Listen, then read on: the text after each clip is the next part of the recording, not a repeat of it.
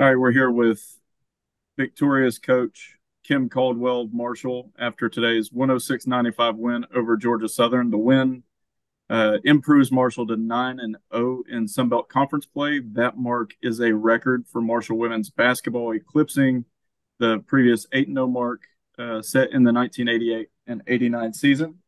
Marshall achieved today's win with a season high 16 three-pointers, 12 of which came in the first half. Brianna Campbell scored a season high 29 points, and Abby Beeman also had a season high 28 points.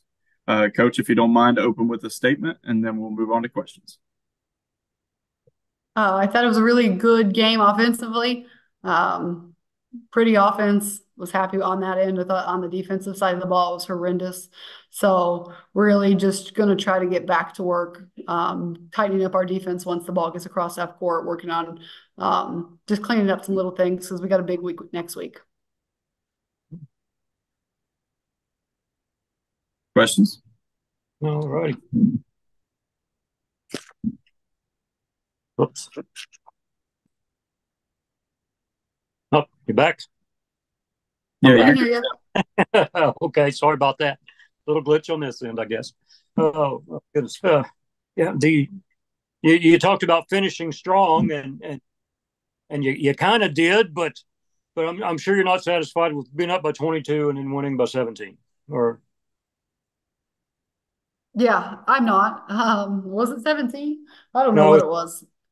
Felt like four. 11. yeah. Um, but no, I didn't love it. I just thought it was sloppy. But it's a tough place to play at the end of a long week.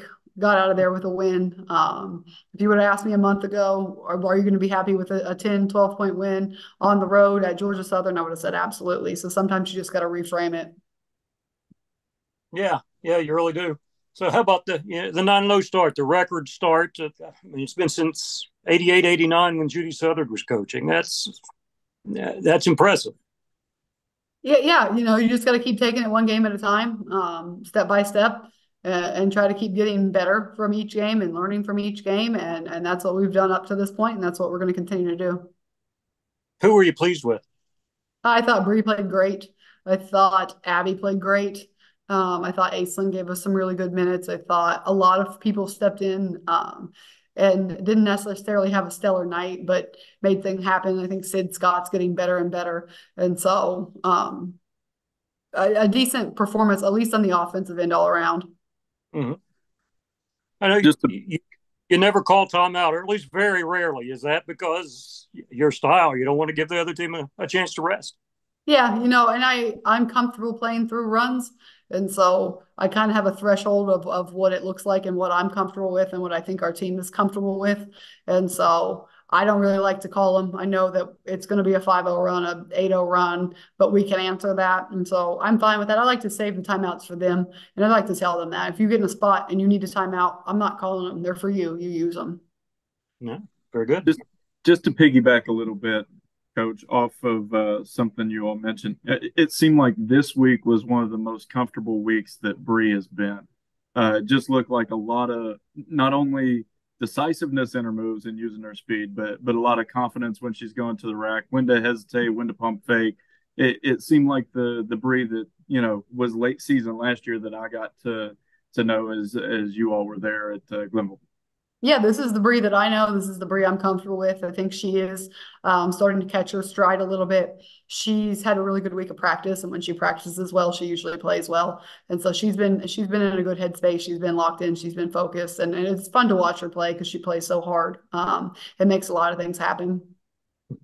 What When did you you're say? What did you say to him pregame? It seemed like you got sick of hearing that you all were a second half team. The way you all shot in the first quarter was pretty lights out. We had just talked about, I think it was, I don't know when the last time Marshall beat Georgia Southern was, but I told him everyone in the locker room, except for the coaches, they weren't alive.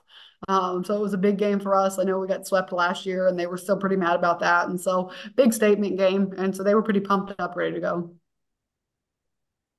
What did you see in Bree when you recruited her to Glenville?